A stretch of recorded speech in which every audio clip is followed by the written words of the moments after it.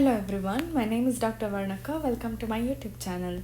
In today's video, we will learn how to practice Baddha parsvakonasana. This asana stretches your hamstrings, strengthens your thigh muscles, and also it stretches your spine. To practice from standing sthiti, separate your legs 3 to 4 feet apart. Inhale and raise your arms up to shoulder level. Bend at your right knee and interlock your hands behind your back in this manner as shown. Inhale and come back.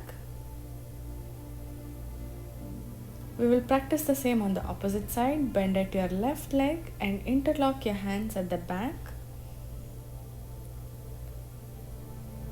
Maintain with normal breathing. Inhale and come up.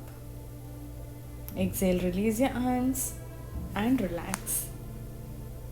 If you found this video useful, like, comment and share, and make sure you subscribe to my channel.